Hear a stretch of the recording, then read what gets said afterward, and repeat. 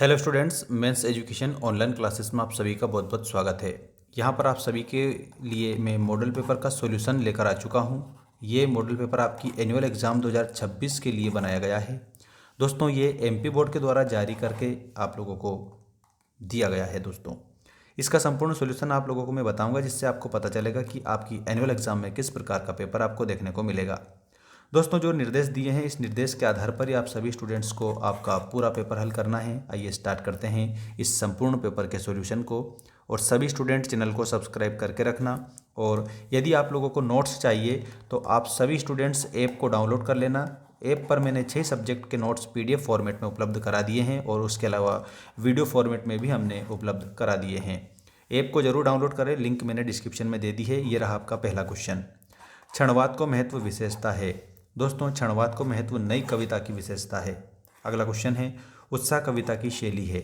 उत्साह कविता जो दोस्तों संबोधन शैली है, क्योंकि उत्साह कविता में संबोधित बताया गया है और वो बादलों को संबोधित किया है। ये आप सभी स्टूडेंट याद रखना। बादलों के रूप में कवि से कल्पना करी है कि बताइए आप कविता किस प्रकार से रचोगे। ऐसी कविता रचो जिसमें उत्साह का भाव हो। ठीक है, तो संबोधन शैली है, ध्यान रखना सभी बच्चे। अगला है, संचारी भाव को इस नाम से भी जाना जाता है। तो संचारी भाव को व्यभिचारी भाव के नाम से भी जाना जाता है। स्वयं प्रकाश जी के कहानी संग्रह प्रकाशित हो चुके हैं, तो 13 कहानी संग्रह प्रकाशित हो चुके हैं। आप सभी को 13 याद रखना रहेगा। इसके बाद अगला क्वेश्चन ये रहा, निम्नलिखित में से अनंत का अनेकार्थी नहीं है। तो पृथ्वी अनेकार्थी नहीं है। हिंदी का स्मरण शिल्प में लिखा गया पहला उपन्यास कौन सा है। तो इसमें देहाती दुनिया आप बताएंगे। सभी बच्चे देहाती दुनिया याद रखेंगे।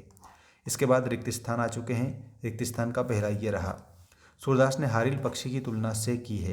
तो दोस्तों, हारिल जो पक्षी की तुलना है वो किससे की है। तो यहाँ पर गोपियों से की है। इसमें आप सभी बच्चों को गोपियों ऐसे लिखना रहेगा। अगला है, जिस काव्य में गुण के कारण पाठक का चित्त द्रवित हो जाता है वो माधुर्य गुण होता है।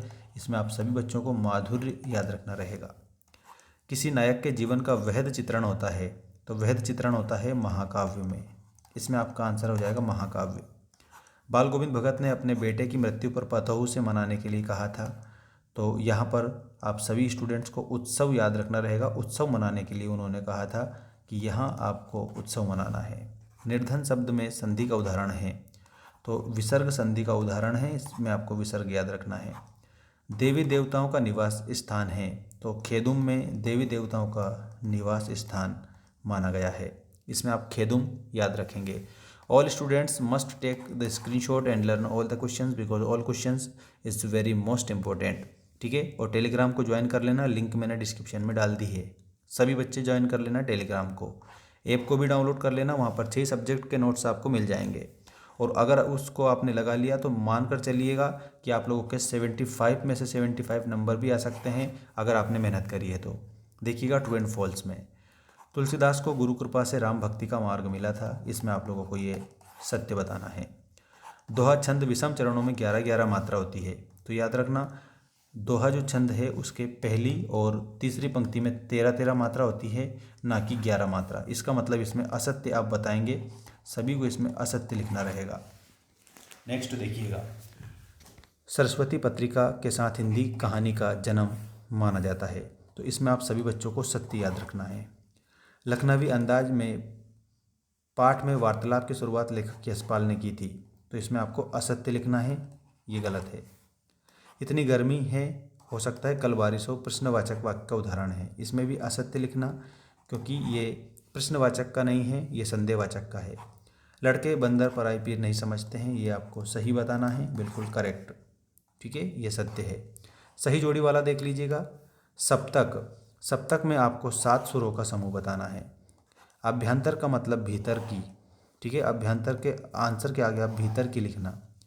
मोती से भरा थाल, तो आकाश जो तारों से भरा है। अत्यंत बड़ा चढ़ाकर किया गया वर्णन, तो वो होता है अतिशयोक्ति अलंकार। शब्द शक्ति के भेद, तो शब्द शक्ति के 3 भेद होते हैं, अभिधा लक्षणा और व्यंजना। आम के आम गुठलियों के दाम, तो इसका मतलब दोहरा लाभ। इस प्रकार से आप इसको कंप्लीट करेंगे। अब देखिएगा, एक शब्द या एक वाक्य में उत्तर लिखिए वाले क्वेश्चन। ये रहे आपके एक शब्द एक वाक्य में उत्तर लिखिए वाले क्वेश्चन। पहला, यह दंतुरित मुस्कान कविता में मृतक में कौन जान डाल देगी। तो यह बच्चे की मुस्कान। इसमें आपको लिखना है बच्चे की मुस्कान। ठीक है, ये आपका सही आंसर होगा। आचार्य विश्वनाथ के अनुसार काव्य की परिभाषा है रसात्मकम वाक्यम काव्यम। मैं लिख रहा हूँ, नोट कर लेना, रसात्मकम वाक्यम काव्यम। नेक्स्ट है, लेखिका मन्नू भंडारी को कौन सा उपन्यास बहुत अच्छा लगा था? तो इसमें आपको याद रखना है आपका बंटी। ठीक है, ये आप लोगों को याद रखना है। किस समास में पहला पद और दूसरा पद मिलकर किसी तीसरे पद की ओर संकेत करते हैं? तो ये बहुव्रीहि समास होता है, इसमें आपको बहुव्रीहि लिखना है। साना साना हाथ जोड़ी पाठ में किस शहर के सौंदर्य का वर्णन है? तो इसमें आप लोगों को क्या लिखना है? कटाओ का। ठीक है, कटाओ याद रखना।